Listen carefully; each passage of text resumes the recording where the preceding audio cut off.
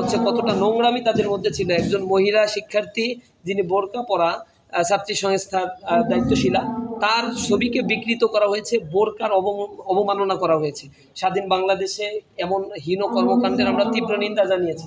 আমরা যখন প্রশাসনকে জানিয়েছি যে এই জাতীয় কর্মকাণ্ড যারা করেছে সিসিটিভি ফুটেজ দেখে এদেরকে শনাক্ত করে শাস্তির আওতায় আনতে হবে, হঠাৎ করে আমরা রাতে দেখলাম ওহী নাজিল হয়েছে যে বিলবোর্ড টাঙানো যাবে না। তখন নির্বাচনের নীতিমালার অজুহাত দিয়ে, অথচ নীতিমালার ওইখানে বা আচরণবিধির মধ্যে কোথাও বলা নাই যে বিলবোর্ড টাঙানো যাবে না।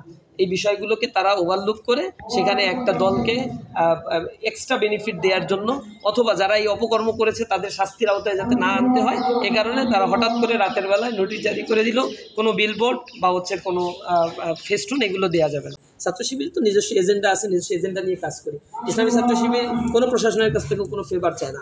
আমরা চাই সুনির্দিষ্ট নীতিমালার আলোকে ডাকসুর যে গঠনতন্ত্র আছে এবং নির্বাচনের আচরণবিধি আছে এগুলো শতভাগ যেন প্রকাশ করা, মানে শতভাগ যেন মানা হয়। আর যারা মানবে না তাদের ব্যাপারে আইনানুগ ব্যবস্থা নেওয়া হবে। যে কথাগুলো বলা হচ্ছে, আমরা তো দেখতে পাচ্ছি ঢাকা বিশ্ববিদ্যালয়ের শিক্ষক যারা এখন রয়েছে অথবা প্রশাসনের বিভিন্ন দপ্তরে আছে, প্রভিসি থেকে শুরু করে নিচের দিকে দায়িত্বপ্রাপ্ত, নির্বাচন কমিশনের নিচের দিকে যারা, অনেকেই হচ্ছে বিএমপির যে শিক্ষকদের যে দল, সম্ভবত সাদা দলের অধিকাংশই তারা হচ্ছে সদস্য। তো এখানে পক্ষপাত দুষ্ট হলে তো তাদের হওয়ার কথা। প্রত্যেকটা বিশ্ববিদ্যালয়ে আমরা সেই আচরণগুলো দেখছি। দ্বিতীয়ত হচ্ছে আমরা শুধুমাত্র ঢাকা বিশ্ববিদ্যালয়ে না, আমরা যখন দীর্ঘ 1 বছর ধরে কথা বলেছি, স্মারকলিপি দিয়েছি, শিক্ষা মন্ত্রণালয়ে দেখা করতে গিয়েছি, বারংবার সাংবাদিকদের, প্রশাসনে এবং কর্মসূচি পালন করেছি, বাংলাদেশের সকল ক্যাম্পাসে ছাত্র সংসদ নির্বাচন একেবারে নিয়মিত বেসিসে করতে হবে। এটা শুধুমাত্র মানে পাক্ষিক অথবা একটা নির্ধারিত সময় পরে খুবই আমেজের সাথে ছাত্র সংসদ নির্বাচন হচ্ছে এরকম তো হওয়ার কথা না। ক্যাম্পাসগুলো হচ্ছে শিক্ষার জায়গা। একটা ইলেকশনকে কেন্দ্র করে 1 মাস ধরে ছাত্রদেরকে ডিস্টার্ব করা হবে। যারা ইলেকশনে ক্যান্ডিডেট হবে সেই মানুষগুলো প্রচারণা নানা কারণে হেনস্থার শিকার হয়ে তাদের শিক্ষা জীবন 3 মাসের জন্য এর পেছনেই ব্যয়িত হবে। এটা তো অনাকাঙ্ক্ষিত। এরকম কোনো সভ্য দেশে এটা হইতে পারে না। আমরা বলেছি এটা ক্যালেন্ডারের অন্তর্ভুক্ত করতে হবে। প্রতি বছরে 10 ডিসেম্বর অথবা ফেব্রুয়ারির প্রথম সপ্তাহ, জানুয়ারির প্রথম সপ্তাহের মধ্যে ছাত্র সংসদ নির্বাচন হয়ে যাবে নিয়মিত বেসিসে, এবং প্রতিটা ক্যাম্পাসেই এর একটা নীতিমালার আলোকে এটা রুটিনাইজ হবে। যেহেতু ছাত্র সংসদ কোনো দলীয় বিষয় নয়, ছাত্র সংসদ হচ্ছে ছাত্রদের নির্বাচিত প্রতিনিধি, তারা নির্বাচন করে থাকে। সুতরাং এই বিষয়টা একেবারেই রেগুলার বেসিসে করার জন্য আমাদের আহ্বান।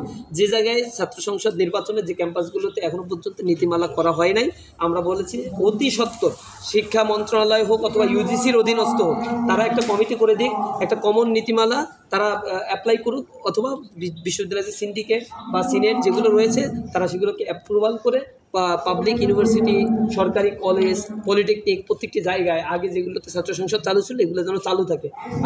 আমরা উদ্বেগের সাথে লক্ষ্য করি স্বাধীন বাংলাদেশে যে পরিমাণে আমাদের মত প্রকাশের এবং ডেমোক্রেটিক চর্চা হওয়ার কথা ছিল কার্যত সেটা নাই। আপনারা দেখেছেন ঢাকা বিশ্ববিদ্যালয় প্রতিষ্ঠা হয়েছে 1921 সালে। এরপর থেকে স্বাধীনতা 1971 সাল পর্যন্ত ঢাকা বিশ্ববিদ্যালয়ে 30টা ছাত্র সংসদ নির্বাচন হয়েছে। এরপরে স্বাধীনতার পরে 50-54 বছর পার করছি, 7টা বা 8টা ছাত্র সংসদ নির্বাচন হয়েছে। এটা কেমন একটা ডেমোক্রেসি? আমরা স্বাধীনতা পেয়েছি কিন্তু কার্যকর স্বাধীনতা, সেই মুক্তির স্বাদ আমরা আসলে পাই নাই। এই ছাত্র সংসদ আদায় করতে গেলেও দীর্ঘদিন ধরে আন্দোলন সংগ্রাম, অনশন, তারপরে হচ্ছে মানে অফিস ঘেরাও করা, এই জাতীয় কর্মসূচি করে ছাত্ররা তাদের বেসিক অধিকারগুলোকে মানে আদায় করতে হচ্ছে। এগুলো লজ্জাজনক একটা বিষয় বর্তমান সময়ের জন্য। আমরা শিক্ষকদের কাছে আহ্বান জানাই, ইউজিসির কর্তা ব্যক্তিদের কাছে আহ্বান জানাই এবং পাশাপাশি শিক্ষা মন্ত্রণালয়ের দৃষ্টি আকর্ষণ করি তারা যেন প্রতিটি ক্যাম্পাসে স্বাভাবিক এই প্রক্রিয়া ছাত্র সংসদ নির্বাচন এবং এর মধ্য দিয়ে যোগ্য নেতৃত্ব, মেধাবী নেতৃত্ব বাছাই হয়ে দেশ এবং জাতির কল্যাণে, জাতীয় রাজনীতিতে তারা যেন অবদান রাখতে পারে, সেই সুব্যবস্থা আমাদের যারা রাষ্ট্র পরিচালনা করছে তারা করবেন ইনশাআল্লাহ।